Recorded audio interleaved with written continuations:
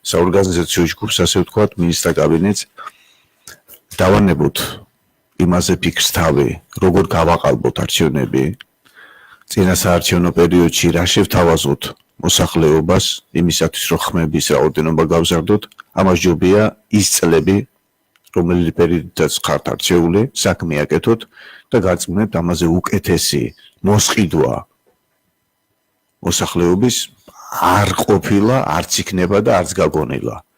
Რაღაც ფორმულა საქართველოში გამოვაცხოთ, ჩამოვაყალიბოთ ისეთი, რომ მთავრობა ხალხისათვის. თუ ამ პრინციპით არ ვივლით, გაწმუნებთ ის ფოკუსები და საკმაოდ კარგად არიან გაწაფულები ამაში წარსული და დღევანდელი ხელისუფლების მაღალი ეშელონების წარმომადგენლები ეთყობას შესაბამის კურსებს გადიან სადღაც სხვა ქვეყნებში იმისათვის როგორ მოატყულიონ არჩევნებზე ამორჩეველი. ბოლო დღეებია გავრცელდა ინფორმაცია იმასთან დაკავშირებით, რომ თურმე პასპორტების გაყალბება ხდება სახელმწიფო სტრუქტურის რგოლებში და ეს თითქოს და სიახლეა. მე მინდა გითხრათ, რომ არანაირი სიახლე არ ყოფილა ეს ინფორმაცია, რასაც ფლობს ზოგიერთი არასამთავრობო ორგანიზაციები, თუ დააკვირდებით ჩვენ წლები ამაზე განცხადებებს ვაკეთებთ და დაახლოებით 2 წლის უკან ბოლო განცხადება მქონდა, როდესაც მსგავსი სახის კარუსელებში მყოფი ადამიანის ერთ-ერთი ადამიანის ქონება ქალაქ რუსთავში ვერ გაიყიდა იმის და გამო, რომ აღნიშნულ მისამართზე 3 ფიზიკური პირი იყო დარეგისტრირებული, რომლის ვინაობას ერთი და იგივე სახელი და გვარით განისაზღვრებოდა. და რაც არ უნდა გაგიკვირდეთ, დაახლოებით მიშას დროინდელი პასპორტები გაყალბებულები ამოვყარეთ ჩვენ და წულუკიანის სიყოფნის პერიოდში იმედი ჰქონდა, რომ მალე სწრაფი ტემპით გაივლიდა ეს ასე ვთქვათ შემთხვევა დაჩქარებული მომენტში მოხდებოდა ამის განხილვა 9 თვე განიხილებოდა, მინდა გითხრათ ბატონებო და ქალბატონებო და ვამტკიცებდი იმას, რომ ამ დროის გაჭიანურების მთავარი ძირი მიზეზი ის არის, სწორედაც რომ ჩვენ ხელში ჩაგვივარდა იმ დოკუმენტაციის ერთ-ერთი ფრაგმენტი, ერთ-ერთი ასლი, რომელიც გაყალბების кейსს წარმოადგენდა, გაყალბების საქმეს წარმოადგენდა. 9 თვე ქალბატონ თია წულუკიანს არ უნდა დაჭირებოდა იმისათვის, რომ იდენტიფიცირება მოეხდინა პასპორტში მყოფი პიროვნებების რეალური მათი, ესე იგი, სახელი და გვარის დასადგენად. ამიტომ მე რისი თქვა მინდა ეს ახლანდელი ხელისუფლების მოგონილი არ არის, რომ პასპორტები გააყალბონ, პირადობის მოწვევები გააყალბონ და ამით ხმები მოიგონ. ეს ინსტიტუტი მუშაობს წლებია. სხვათა შორის შევარდნაძის დროსაც არსებობდა ესეთი სახის პრაქტიკა და მინდა გითხრათ, ეს ყველა ხელისუფლების დროს იქნება, მაგრამ რაღაც დოზირებული ვარიანტის გამოყენება უნდა შეძლოს სახელმწიფომ.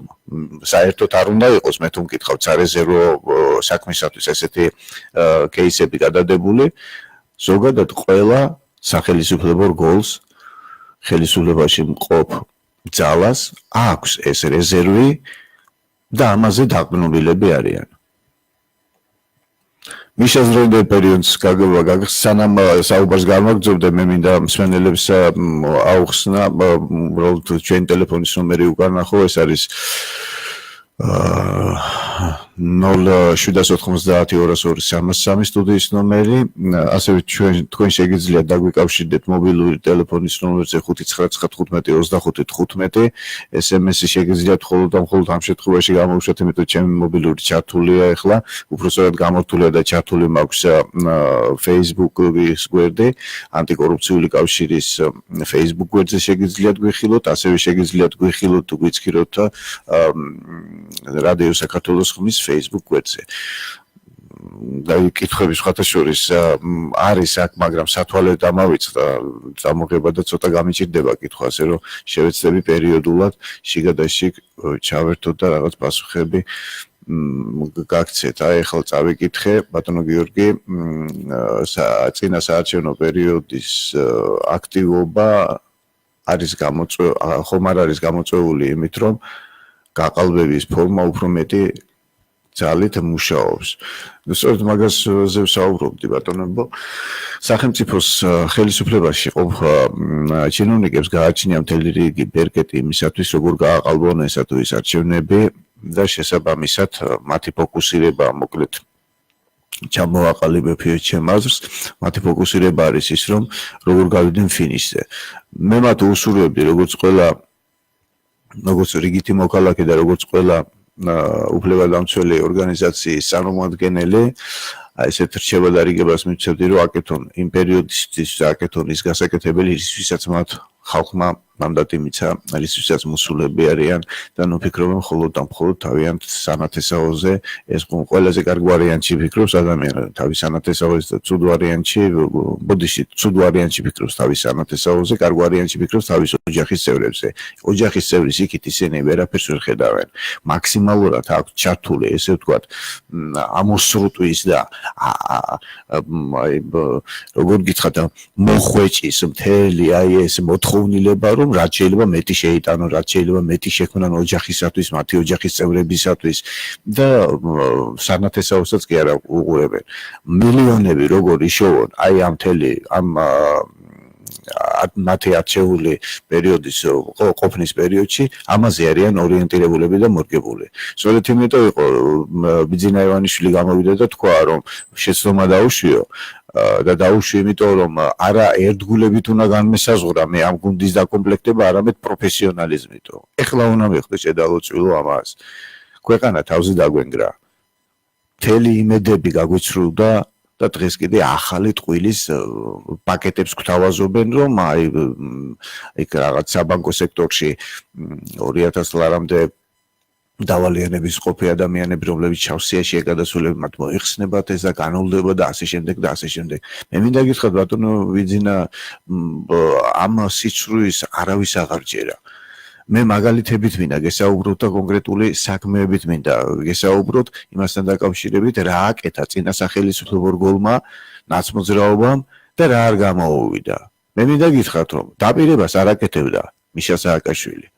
აი ერთ 2012 წლის საარჩევნო პერიოდს მოგიყვებით ბატონო ბიძინა, სადაც პირდაპირადად მე გახლდით ჩართული აი ამ პროცესში და რა მოხდა. ქვემო ქართლში, მარნეულის რაიონში, მიწები სააკაშვილმა დაარიგა წინასწარ 2500 კვადრატული მიწის ფართები, ბოდიში მაპატიეთ შევწდი 2.5 ჰექტარი მიწის ფართები დაარიგა მიშა სააკაშვილმა, საჩუქრად გადაცა აზერბაიჯანელებს იქ მყოფ მოსახლეობას, დასახლებულ მოსახლეობას იმისათვის, რომ არჩევნებში ხმა მეეღო. წინასწარ ბატონო ბიძინა ივანიშვილო, წინასწარ კიდე ხალხს უსვამ. თქვენ პირდებით არჩევნების შემდეგ და ამ წინასწარ გადაცემამ რა შედეგიც დააყენა, ყველამ ძალიან კარგად ვიცით, ხო? 2012 წელი მაქვს მხედველობაში, არც მეტი არც ნაკლები ბატონო ბიძინა. მე ახლა რატომ მოგიტანეთ ეს მაგალითი? მე მაქვს იქ რაღაც სასოფლო-სამეურნეო მიწის ფართი და დაახლოებით 1 წლის განმავლობაში ეკონომიკის სამინისტროში ვაგზავნიდი წერილებს, რომ მიმდებარე ტერიტორიები 10 ჰექტარზე მქონდა განაცხადი შეტანილი და ვარს მეუნებოდნენ 10 ჰექტარზე. რომ აღნიშნული მიწის ფართობი წარმოადგენდა ტყის ზოლს და შესაბამისად ამ კანონმდებლობის საფუძველზე აღნიშნული ფაქტის გასხვისება, გაყიდვა, აუქციონი, რაიმე სახის გასხვისება კანონით იგრძალებაო. მე მწერდნენ ამას ბატონო ბიძინა. იმ პერიოდისათვის მოხდა ისე, რომ მაშინდელმა კონსტიტუციური უსაფრთხოების დეპარტამენტმა იმ რაიონის ერთ-ერთი მაღალჩინოსანი დააკავა, დაიჭირა, პასუხისგებაში მიცა აღნიშნული ფართების უკანონოდ გასხვისებაზე. რუსთავში იყო ერთ-ერთი მაღალჩინოსანი დაჭერილი. ანუ იმ პერიოდისთვისაც იყო კორუფცია, მინდა გითხრათ და ეხლა ახლანდელ კორუფციას რო ვადარებ, შედარება არ არის, ზღვარი ხო არის რაღაცაში და ზღვარს ვერ ხედავ. თუ იყო ერთი შემთხვევა, ახლა 10 შემთხვევა ბატონო. ამიტომ ის 2.5 ჰექტარი, რომელიც შემდეგ სახელმწიფოს ხაზინიდან ამოიღო, ასე ვთქვათ და გადაცა მიშამ საჩუქრად ერთლარად გადაცა იქ მყოფ მოსახლეობას, რომელიც არჩევნებში ინფორმირებული იყვნენ, რომ ხუთიანი უნდა შემოეხაზათ და მათმა შემოხაზეს, ხას უსვამ წინასწარ სააკაშვილმა დაურიგა მათ ფართები. მე იმ ფართში 22,000 ლარი მაქვს გადახდილი და ბევრი ჩემნაირ ადამიანებს, რომლებიც აუქციონის წესით შევიცინეთ აღნიშნული ქონება. მითხარით ეხლა დამოკიდებულება, სახელმწიფო პოლიტიკა და ზოგადად უფლებების დაცვის ფორმა რამდენად არის დაცული ამ შემთხვევაში. როდესაც ქართველი ადამიანი გადადის ეგრეთ წოდებულ ბუფერულ ზონაში, სასაზღვრო ზოლში და მე ვიცი რომ საპატრიარქოს ერთგვარი რაღაც ესეთი მიმართულებაც იყო, ბიძგიც იყო და სტიმულიც იყო იმისათვის, რომ ასეთ ზოლებში ქართული მოსახლეობა, ქართული სოფლები გაშენებულიყო. და ამას დღესაც ემხრობა საპატრიარქო. მიშამ ეს გაანადგურა და თქვენს ხელს უწყობს ამათ. აი ამ საქმიანობას, ამ დივერსიას, რომ ქვეყანაში იგივე სამეწარმეო საქმიანობა განვითარდეს. მე მაგალითად და ჩემნაირ ადამიანებს მქონდა გათვლილი, რომ სასოფლო სამეურნეო კულტურის რაღაც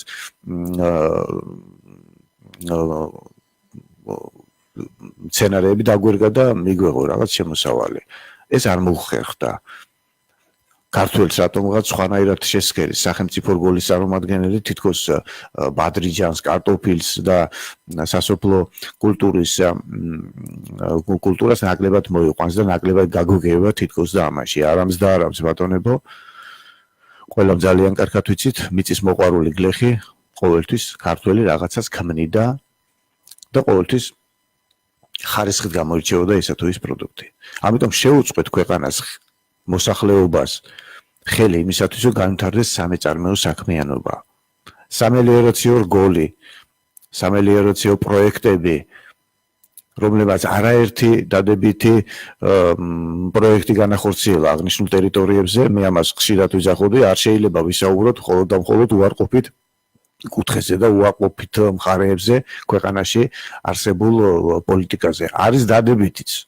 და მე აღნიშნავდი, რომ სოფლის მეურნეობის სამინისტროში ერთ-ერთი სერიოზული, გრანდიოზული პროექტი, რაც განხორციელდა, ეს არის სამელიორაციო პროექტი, რაშიდაც ახლა აღარ საუბრობ იმ კორუფციაზე და იმ ელემენტებზე, რითაც ფული მიიღო ვიღაც კომპანიებმა, მაგრამ ზოგადად ხედავთ გაკეთებულ საქმეს და ჩვენ ხედავთ ქვემო ქართლში იმ პროექტებს და აჭარაში იმ პროექტებს, რითაც ათვისებული იქნა რამოდენიმე ასეულობით ჰექტარი და ნაყოფიერი გახდა ეს მიწა აი ამ პროექტის განხორციელების შემდეგ. ეს დადებითი მხარეა. მიშას ეს რო გაეკეთებინა, გაწმუნდით ერთი თვით ტელევიზორიდან არ ჩამოვიდოდა ეს ადამიანი, მაგრამ პიარს ვიზახი ხოლმე, რომ ხოცებს დღევანდელ ხელისუფლებას პიარი აკლია. თუ რამეს გააკეთებთ, უნდა რაღაც აჩვენოთ საზოგადოებას, ხო? ამიტომ ზოგადი ეს ფუჭი დაპირებები, ბატონებო, რასაც თქვენ ახორციელებთ, აბსოლუტურად საფუძველს არის მოკლებული. მინდა გითხრათ, არავინ აღარ გენდობათ. ნდობა თქვენი არის ნულზე დასული.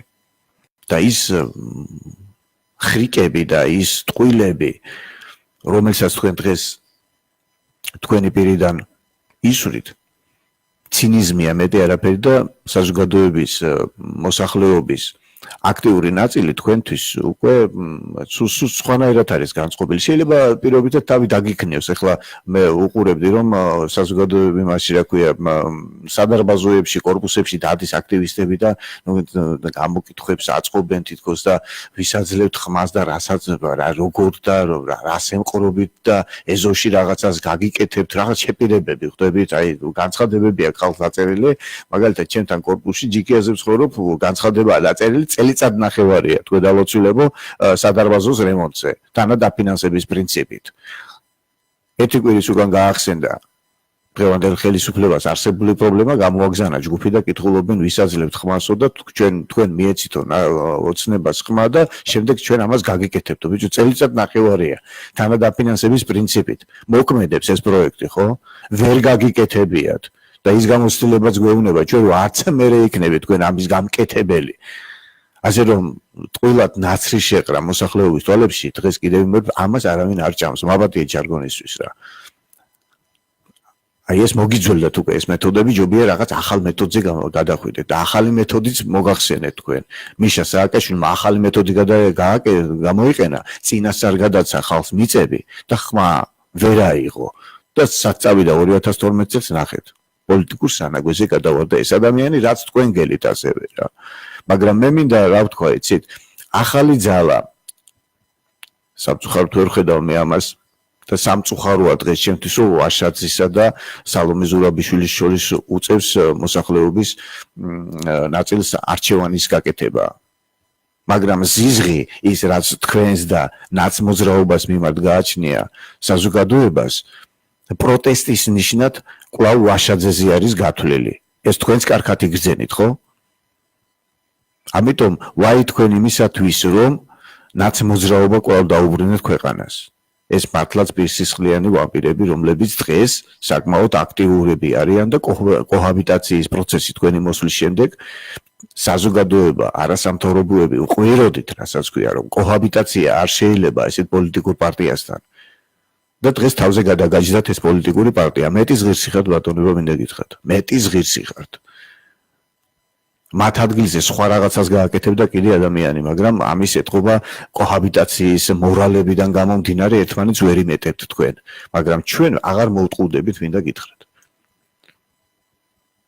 ახალ ძალას ვერ ხედავთ ადამიანებო, რომელსაც ვენდობით, რომელსაც ეს ამ წარსულის, ჩვენი წარსულის ისტორიის გამოცდილებიდან რაღაც ახალ შეთავაზებს, მართლაც რაღაც დამყარებული იქნება დემოკრატიაზე, სამართლებრივი სახელმწიფოს პრინციპებზე აწყობილი რაღაც ქმედებები იქნება გაკეთებული ხელისუფლებაში მყოფი მთელი ამ ადამიანების მხრიდან. ვერ ხედავთ ამას, არ არის, იმედი გვაქვს გაცრუებული უკვე. ასე რომ პროტესტის ნიშნად კიდე გიმეორებთ, ჩვენ რა ახლა მე ჩემ თავს ვაძლევ უბრალოდ უფლებას ვისაუბრო თქვენსგან განსხვავებით, მოსახლეობის სახელით ვისაუბრო ამ თემაზე. იმიტომ რომ მე თქვენსგან განსხვავებით ყოველდღიური შეხება მაქვს, მარკეტში დავდივარ, ფეხით მოძრაობ, რიგით ადამიანებს ვზივარ, საუბრობ მათგან. ბიზინა ივანიშვილი და ეს ადამიანები პრესის საშუალებით გებულობენ და ჭორის დონეზე გებულობენ ქვეყანაში არსებულ ვითარებას და მოვლენებს. ასე რომ პირდაპირ პულსზე, მაჯაზე ხელის დადებით, თითის დადებით თქვენ ვერ გრძნობთ იმ ტკივილს, რომელიც ქვეყანას და სახელმწიფოს გააჩნია. ის ვალები 2000 ლარზე თქვენ საუბრობდით, ბატონებო და ქალბატონებო, ამ პროექტის შემდგენელ ორგანიზატორებზე საუბრობ ამ შემთხვევაში, აი ხო გეუბნებით, საიდანღაც გაახსენდებათ რაღაც იდეები, რომ როგორმე რიგითი ადამიანების ამორჩევლების ხმები მოიპოვონ და მათ დობაში შევიდნენ. ეს მეთოდები აღარ ჭრის და შესაბამისად ჯობია თავი დაანებოთ აი ესეთი სახის გართულებებს, რაც უფრო მეტად აღეზიანებს მოსახლეობას, ჯობია მეგირჩევდით თავი დახაროთ, ბოდიში მოიხადოთ. არა მარტო ბიზინა ივანიშვილმა, არამედ აბსოლუტურად ყველა გუნდის წევრებმა, იმიტომ რომ ბიზინა ივანიშვილს ხალხი უყურებს როგორც ფანტომას ამ შემთხვევაში, რა, პირდაპირ გეუბნებით, როგორც ფანტომასი. სახეცვლილი ადამიანი, დღეს ერთ სიძახის, ხვალ მეორე სიძახის, გიმტკიცებს დღე გამოვა, რომ ღამეა დღესო, ღამე გამოდის და დღე, აი ხა მზე ამოვიდა, გაიხედეთ გარეთ უკაცო, მზე არისო. აბსურდულ რაღაცებს გიმტკიცებს, ისეთი შთაბეჭდილება გვიჩნდება ჩვენ რიგით მოქალაქეებს, უცხო პლანეტელიაო რა. სადღაც პლანეტიდან ჩამოფრინდა 15-20 წუთის უკან, რომელიც აი გარტყმაში არა რა ხდება ქვეყანაში რა. და ეკდრომა მარტო იქ ვიღაც 5 კაცს, რომელიც ყოველდღიურად არის მასთან კომუნიკაციაში და მარტო იმის იქით არ ეყურება. ამიტომ ღალატია, მე მაგალითად ბატონო ბიძინა ამ ხალხს მოვიცილებდი და არ გესაუბრებით იმაზე, რომ მე დამაფინანსოთ ან ჩვენაირ ორგანიზაციები დააფინანსოთ. მე არავისთვის ხელი მათხოვრული არ გამიწოდებია, სხვათა შორის ჩვენ ორგანიზაციას გააჩნია ამის თავმოყვარეობა და თუ გახსოვთ თქვენი განცხადება არასამთავრობოების შესახებ, რომ კორუფციული მექანიზმის და ფულის გათეთრებითაა დაკავებული, მხოლოდ და მხოლოდ ჩვენი ორგანიზაცია დაგეხმაროთ ამ შემთხვევაში და დაამტკიცა ის, რომ მართალ ბრძანებდით. დღეს ეს არ გახსოვთ კეთხოვად. ამიტომ მოგიწოდებთ, რომ ჩვენ თუ არა ჩვენაირ ორგანიზაციებს მოусმინეთ და რაღაც კრიტიკული შეფასებები, რომლებიც თქვენი მისამართით ისვის გადმოდის, ნუ იქნება დაკავშირებული სხვა პოლიტიკური პარტიის ინტერესებზე, რომ თითქოს და მოგზანილები ვართ და ჩვენ არ ვიძახით, ჩვენ საზოგადოების მიერ ვართ მოგზანილები თქვენთან და ისევ გეუბნებით, რომ საზოგადოების ტკივილს გადმოგცემთ. ამიტომ მოგვისმინეთ ჩვენ, თუ ფული არც არავის მოუწია ჩემთვის. კაცი ვერ იტყვის დღეს საქართველოში და დედამიწის ზურგზე ანტიკორუფციული კავშირი. გურჯანაძის არასამთავრობო, გურჯანაძის ხელმძღვანელობით დაფინანსებულია და რაღაც გრანტები აქვს მიღებულიო.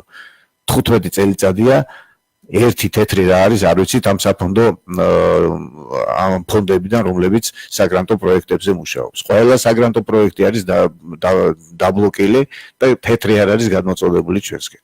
მაგრამ სამაგიეროდ ვინ აქტიურობს და ვისი არასამთავრობოები ფინანსდება, ჩემზე უკეთესად იციან ეს ხელისუფლებაში მყოფმა ადამიანებმა.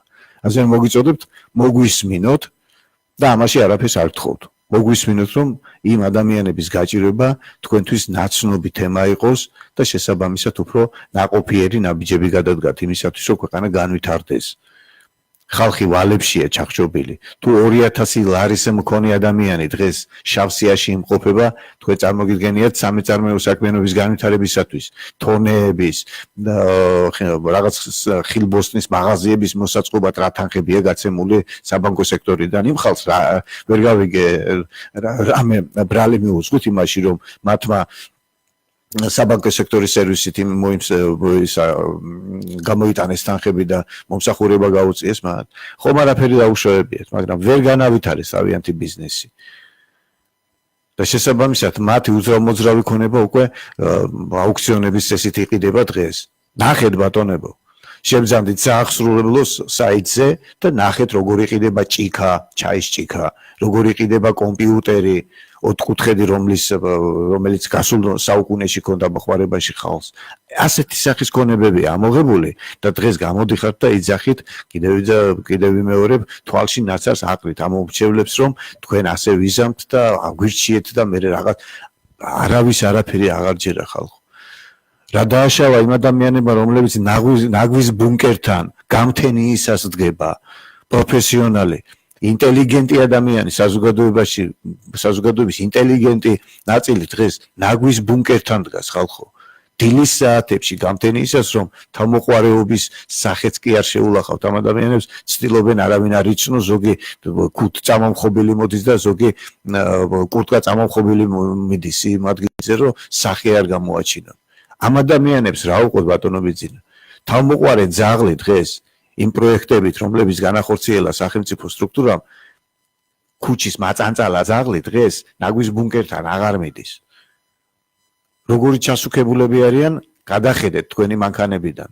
ჩამოუწიეთ პანჯარა და ნახეთ. ძაღლი აღარ მიდის ნაგვის ბუნკერთან და მოსახლეობის გარკვეული ნაწილი იმით საზრდოობს, რომ ნაგვის ბუნკერში მეზობლის, მისი კარის მეზობლის გადაგდებული საკვები პროდუქტების ნარჩენებით თავი ირჩინოს მისმა და მისმა ოჯახმა. აი ამ ქვეყანაში ვცხოვრობთ დღეს. და ესაა ჩვენი რეალობა, ბატონებო.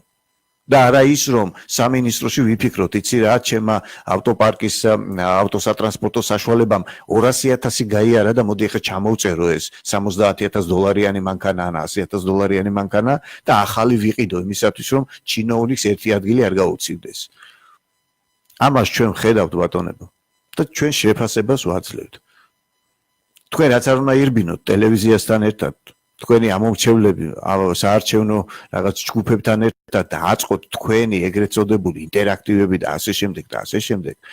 ის გაჭირებული კაცი მე გეტყვით გიზამთ, გაგიცინებთ, მოგიწერს რაღაცაზე ხელს, მაგრამ საარჩევნო ყუთთან, საარჩევნო უბანთან და იმ პუნქტთან მისვლის შემდეგ ის გააკეთებს იმ არჩევანს, რასაც თქვენ ეხლა ახლო მომავალში ნახავთ და არ გაგიკვირდეთ. რომ აი ამ ცუცსა და უსაზიზღრეს შორის არჩევანი გააკეთა ამ ხალხმა უსაზიზღრეს პოლიტიკურ პარტიაზე. ეს უნდა იყოს თქვენთვის განგაში და მე თუ მკითხავ უკვე განგაში თქვენთვის ატეხილია. მაგრამ ამას შეფასებასაც ვერ აძლევთ თქვენ, კიდე გაქვთ რაღაცის იმედი. დაანებეთ ჩვენი მოსახლეობის დაცინვას თავი, ძალიან გთხოვთ. ეს მოგიტრიალდება თქვენ უკუღმა და ძალიან გავნებთ მინდა გითხრათ. ნუ რა ვის ნუ გონია რომ დღეს იმ ბასტილიებში თავს შეაფარებენ. იმ ბასტილიებზე თავისუფლად გადმოვა ის აქტიური საზოგადოების ნაწილი, რომლებიდანაც თქვენ თანხები მიიტაცეთ. და გაწმუნებთ ვერანაირი ბასტილია და მაღარი ღობეები თქვენს ოჯახს და თქვენს ჯანმრთელობას ვეღარ დაიცავს. ქუჩაში ხო ელემენტარულად უნდა იმოძრაოთ. ამიტომ ნუ დაკარგავთ მორალს. თქვენ ამ ქვეყანაში უნდა იცხოვროთ. მე ესე მწავს და ესე მჯერა, ვინაიდან იქ ნაცმოძრაობის ხალხი დაგხვდებათ და რას გიზამთ მე საზღვარგარეთ თვითონ ახავთ. იყო ამის შემთხვევებიც, როდესაც ცემატყებით იყო ერთ-ერთ ევროპის ქვეყანაში, ერთ-ერთ ქუჩაზე დაუპირისპირდა ვიღაცები და აღმოაჩინეს მე ძველი ნაცმოძრაობის პარტიის მაღალჩინოსანი იყო და ერთ-ერთი კიდე რაღაც აქტივისტი თუ რაღაც ის ქართველი ერთი სიტყვით. იქ დახოცეს ერთმანეთი.